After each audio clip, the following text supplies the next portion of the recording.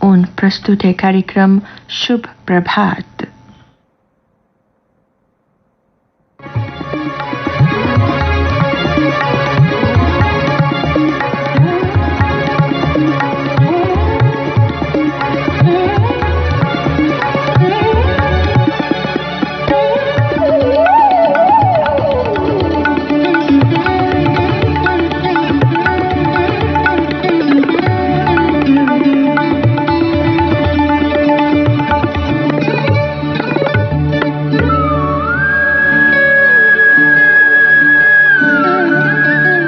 آج پوری دنیا کے ساتھ ساتھ ہمارے ملک میں بھی عید الاضحیٰ کا تہوار بڑی خوشیوں کے ساتھ منایا جا رہا ہے۔ عید الاضحیٰ جس کو بقرعید بھی کہا جاتا ہے، بڑی خوشی کے ساتھ یہ تہوار پوری دنیا میں منایا جا رہا ہے۔ اور عید کا تہوار منانے کا مطلب ہی یہی ہوتا ہے کہ ایک دوسرے کے ساتھ اپنی خوشیاں سانجھی کرنا، ایک دوسرے کو اپنی خوشی میں شامل کرنا۔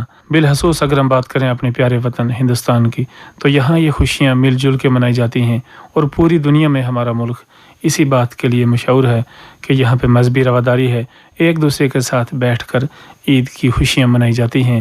سامعین، آپ کو میری طرف سے اور آکاشوانی جموں کی ساری ٹیم کی طرف سے عید الاضحیٰ کی ڈھیروں ساری خوشیاں مبارک۔ امید یہی کرتے ہیں کہ یہ عید خوشیاں لے کر آئے، اور اس عید پہ ہم سب مل کے دعا کریں کہ ہمارا ملک اور زیادہ ترقی کرے اور خوشحالی کے ساتھ ہم سب یہاں پہ رہیں۔ تو سامعین، عید القربانی کے بارے میں اور زیادہ تفصیل سے چرچا کریں گے، تو اس چرچا میں ہمارے ساتھ موجود رہیں گے مفتی سلیم احمد، جو کہ مدرسہ مرکز المعارف بٹھنڈی میں انچارج ہیں۔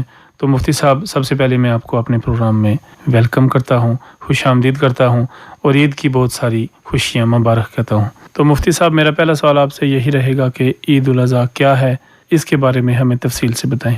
آپ نے عید الاضحیٰ کے متعلق سوال کیا۔ اسلام میں 2 عیدیں ہیں، یعنی اسلام کے 2 تہوار ہیں۔ رحمت دو عالم صلی اللہ علیہ وسلم جب مکہ سے ہجرت کر کے مدینہ منورہ میں تشریف لائے، تو مدینہ منورہ میں 2 دن تھے جن دنوں میں لوگ آپس میں کھیلتے تھے، میلہ وغیرہ کرتے تھے، یعنی ان کے یہاں یہ 2 تہوار تھے۔ آپ صلی اللہ علیہ وسلم تشریف لائے تو آپ صلی اللہ علیہ وسلم نے فرمایا کہ یہ 2 دن کیا ہیں؟ لوگوں نے کہا کہ یہ ہمارا تہوار ہے۔ آپ صلی اللہ علیہ وسلم نے فرمایا کہ اللہ تعالیٰ نے تمہارے لیے ان 2 دنوں میں بہتر تمہیں عطا کیا ہے، یعنی ان 2 دنوں کو بہتر بنا دیا، اور وہ 2 دن اللہ تعالیٰ نے عید الفطر اور عید الاضحیٰ کی شکل میں دیے۔ پھر یہ عید الاضحیٰ، جس کو عید قربان یا بڑی عید کہا جاتا ہے، وہ اس لیے کہا جاتا ہے کہ اس عید میں قربانی کی جاتی ہے، اور اس کے مقابلے میں عید الفطر تھی جس میں قربانی نہیں تھی، تو اس اعتبار سے عید الاضحیٰ کہا گیا۔ اور عید الفطر کو چھوٹی عید کہہ دیا جاتا ہے، اور عید الاضحیٰ کو بڑی عید کہہ لیتے ہیں۔ تو مفتی صاحب، جیسے آپ نے فرمایا کہ اسے عید القربان کہتے ہیں، تو قربانی کیا ہے، اس بارے میں تھوڑا سا ہمارے شروطوں کو بتائیں گے آپ؟ قربانی کا مسئلہ ایسا ہے کہ قربانی کسی ایک مذہب، ایک ملت یا ایک گروہ میں نہیں ہے، بلکہ قربانی ہر ایک مذہب میں ہے۔ اسلام کو کوئی ماننے والا ہو یا اسلام کو ماننے والا نہ ہو، یا آپ صلی اللہ علیہ وسلم کی امتوں سے پہلے امتیں ہوں، ہر ایک میں قربانی ہے۔ البتہ قربانی کی شکل و صورت کیا ہے، جدا جدا ہے۔ بالکل پہلے آدمی کون ہے؟ حضرت آدم علیہ السلام، ان کے یہاں بھی قربانی تھی۔ اس سے پتہ چلتا ہے کہ بالکل ابتدا سے قربانی ہر مذہب، ہر ملت اور کسی بھی دین کو ماننے والے ہوں، قربانی ان کے یہاں ہے۔ البتہ اسلام میں جو قربانی امت محمدیہ صلی اللہ علیہ وسلم کے لیے ہے، یہ حضرت ابراہیم علیہ السلام کی سنت ہے۔ حضرت ابراہیم علیہ السلام کو اللہ تعالیٰ کی طرف سے حکم ہوا کہ آپ اپنے بیٹے کو قربان کر دیں۔ حضرت ابراہیم علیہ السلام حضرت اسماعیل علیہ السلام کے پاس جاتے ہیں، حضرت اسماعیل سے پوچھتے ہیں، یا بنیا انی اری فی المنام انی اذبحک فانظر ماذا تری، میرے پیارے بیٹے، میں دیکھ رہا ہوں کہ میں تجھے ذبح کر رہا ہوں، اللہ کی طرف سے یہ مجھے خواب دکھایا گیا ہے، بتا تیرا کیا کہنا ہے، تو اس کے متعلق کیا کہتا ہے؟ حضرت ابراہیم علیہ السلام کے بیٹے حضرت اسماعیل علیہ السلام کی تربیت بہت اعلیٰ معیار کی تربیت تھی، اور کیوں ایسا نہ ہوتا؟ تربیت کرنے والی کون تھی؟ حضرت ہاجرہ، اور حضرت ہاجرہ علیہ السلام نے بہت اعلیٰ معیار کی تربیت کی تھی۔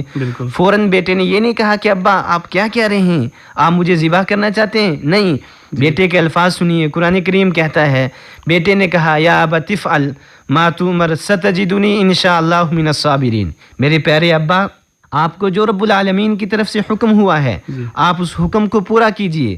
رہا میرا مسئلہ، یقین رکھیے رب العالمین نے اگر چاہا تو میں صبر کرنے والوں میں سے ہوں گا. آپ کو جو حکم ہوا ہے اس کو پورا کیجیے. باپ اور بیٹا دونوں قربانی کے لیے چلتے ہیں. قرآن کریم کہتا ہے فلما اسلما وتلہ للجبین، جب دونوں تیار ہو گئے قربانی کے لیے اور باپ نے بیٹے کو زمین پر لٹا دیا، چت لٹایا، چھری چلانے کی کوشش کر رہے ہیں، چھری چل نہیں رہی ہے، اس وقت اللہ تعالیٰ کی طرف سے کہا جاتا ہے قد صدقت الرؤیا انا کذالک نجزی المحسنین، اے ابراہیم آپ نے خواب کو سچ کر دیا ہے اور بے شک ہم نے آپ کو محسن میں سے پایا ہے اور محسن کو ہم بہترین اجر اور بہترین بدلہ دیتے ہیں. وفدیناہ بذبح عظیم، قرآن کریم کہتا ہے کہ رب العالمین نے فرمایا کہ ہم نے ان کو اس کے بدلے میں ایک جنت کا ایک ذبیحہ عطا کیا، ایک دمبا عطا کیا جس کی قربانی ہوئی. کیوں؟ اس لیے کہ بعد کے لوگ بیٹے کی قربانی نہیں کر سکتے تھے، اللہ تعالیٰ نے اس وجہ سے وہاں پر بدل دیا کہ ایک دمبے کی قربانی دی.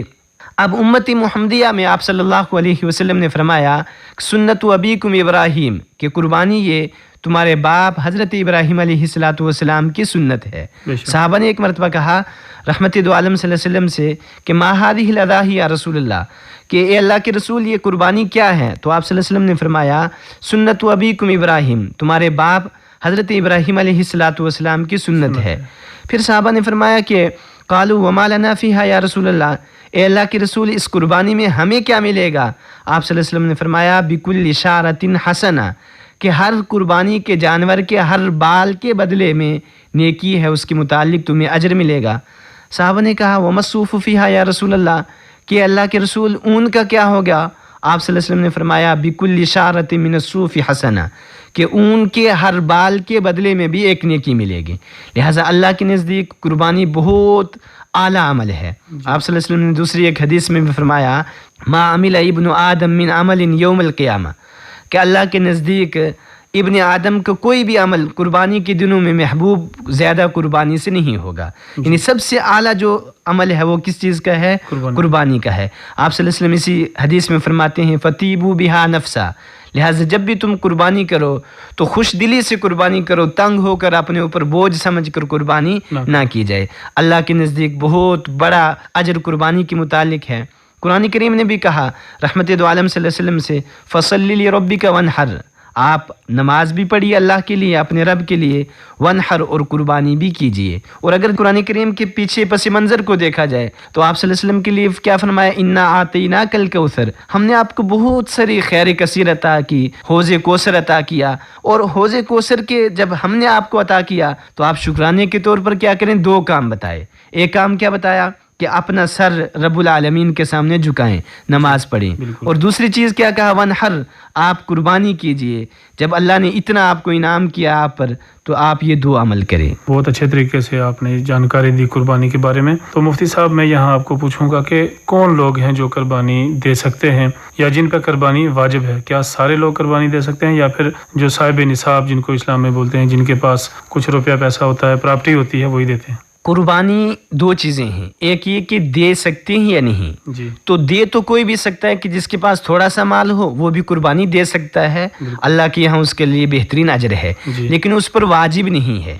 دوسرے یہ کہ جو صاحب استطاعت ہو، صاحب نصاب ہو، اس پر قربانی واجب ہے. اور صاحب نصاب کس کو سمجھا جائے گا؟ جس کے پاس 7.5 تولہ سونا ہو یا 52.5 تولہ چاندی، یا اتنی مالیت ہو، کسی کے پاس اتنا مال ہو، اس پر قربانی واجب ہے. یعنی اس کو صاحب نصاب سمجھا جائے گا. اب اگر وہ قربانی نہ دے تو وہ گنہگار ہوگا. یہی نصاب زکوٰۃ کا بھی ہے، لیکن اس نصاب میں اور اس نصاب میں فرق یہ ہے کہ زکوٰۃ کے لیے پورا سال مال پر گزرنا ضروری ہے، وہ مال نامی ہونا چاہیے، بڑھنے والا ہونا چاہیے. لیکن قربانی کے لیے ایسا کچھ بھی نہیں. مال کا آپ نے بولا، اس میں مطلب جو گھر میں استعمال ہونے والی چیزیں ہوتی ہیں ان کو بھی گنا جاتا ہے، یا پھر کسی کے پاس بھیڑ بکریاں ہوگی یا کسی کے پاس تجارت کے لیے کچھ مال مویشی یا کچھ ایسا ہوگی؟ مال میں کیا آتا ہے؟ مال کے لیے جو گھر میں استعمال ہونے والی چیزیں، یعنی جو ضروریات زندگی ہیں، وہ تو شمار نہیں ہوں گی. اس کے علاوہ سارا مال شمار کیا جائے گا. ضروریات زندگی میں اپنے رہنے، اپنے پہننے اور اپنے کھانے پینے کی چیزیں. اس کے علاوہ جو مال ہے وہ شمار کیا جائے گا.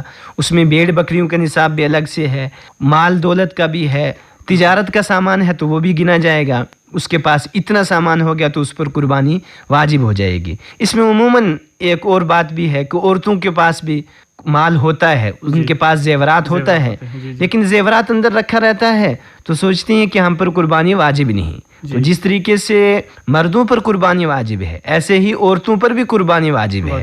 اگر کسی عورت کے پاس زیورات کی شکل میں 7.5 تولہ سونا ہو یا 52.5 تولہ چاندی ہو، یا دونوں کی مالیت مقدار میں اتنے ہو کہ 52.5 تولہ چاندی کی قیمت تک کو پہنچ جاتے ہوں، تو عورتوں پر بھی قربانی واجب ہوگی۔ اگر نہیں دے رہی ہیں تو گنہگار ہوں گی۔ اس میں مرد پر بھی قربانی واجب ہوتی ہے، عورت پر بھی قربانی واجب ہے۔ بہت اچھے طریقے سے آپ نے بتایا ہے جناب کہ قربانی کن کن پہ واجب ہے اور قربانی کی ابتدا کب سے ہوئی۔ تو مفتی صاحب، عید کے موقع پر ایک بھائی چارے کا پیغام آپ دیں گے کہ آپس میں لوگ پیار سے، محبت سے، بھائی چارے سے رہیں۔ عید کے موقع پر تمام لوگوں کو، یعنی صرف مسلمانوں کو نہیں بلکہ یہ تمام لوگوں کے لیے ہے، انسانیت کے ناطے سب کے لیے پیغام ہے کہ آپسی بھائی چارگی، محبت و اخوت ہونی چاہیے۔ بالکل۔ انسان کے نام سے ہم سب انسان ہیں، انسانی اعتبار سے کوئی بھی الگ نہیں ہے۔ مذہب آپس میں کسی کے ساتھ دشمنی سکھاتا نہیں، اور بطور خاص اسلام تو تمام مذاہب کے ساتھ اچھا سلوک کرنے کا حکم دیتا ہے، لہٰذا آپسی پیار و محبت سے رہنا چاہیے۔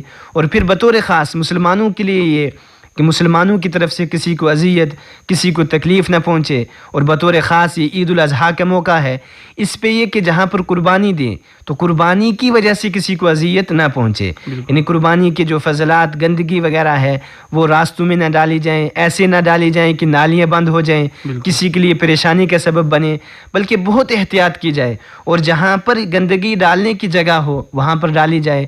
اور یہ بھی مسلمانوں کو خاص طور پر ذہن میں رکھنا چاہیے کہ اپنے غریب، مسکین اور محتاجوں کا خاص خیال رکھیں، ان کو بھی کچھ نہ کچھ قربانی کے حصہ تو دینا ہی ہے، اس کے علاوہ بھی ان کو کچھ مال و دولت کی شکل میں کچھ ان کو دیں، پیسے کی شکل میں، تاکہ وہ بھی ہمارے ساتھ پورے کے پورے خوشی کے ساتھ ہمارے ساتھ شامل ہو سکیں۔ بطور خاص جو ہسپتالوں میں ہوں، گھروں میں ہوں، محتاج ہوں، پریشان ہوں، ان کی پریشانی کو بھی دیکھا جائے، ان پر ضرور کچھ نہ کچھ خرچ کیا جائے۔ بہت بہت شکریہ مفتی صاحب۔ تو سامعین، مفتی صاحب عید القربانی کے بارے میں تفصیل کے ساتھ ہمیں جانکاری دے رہے تھے۔ تو سامعین، امید کرتا ہوں کہ آپ عید کی خوشیاں بڑی دھوم دھام سے منا رہے ہوں گے۔ شپر بات پروگرام میں وقت ہو چلا ہے۔ عید کے تہوار کے دن ہر طرف خوشیاں ہی خوشیاں ہوتی ہیں، اور ان خوشیوں میں ہم سب کو مل کے شامل ہونا چاہیے، ایک دوسرے کے ساتھ بھائی چارہ اور پیار بنا کے رکھنا چاہیے۔ تو سامعین، اس کے ساتھ ہی آج کا شپر بات پروگرام اپنے اختتام کو پہنچا۔ آپ عید کی خوشیاں منائیے اور ہمیں بھی اپنی دعاؤں میں یاد رکھیے۔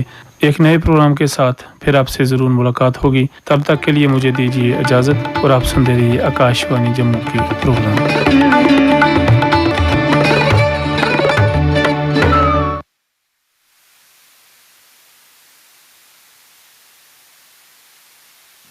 آپ سن رہی تھی कार्यक्रम शुभ प्रभात।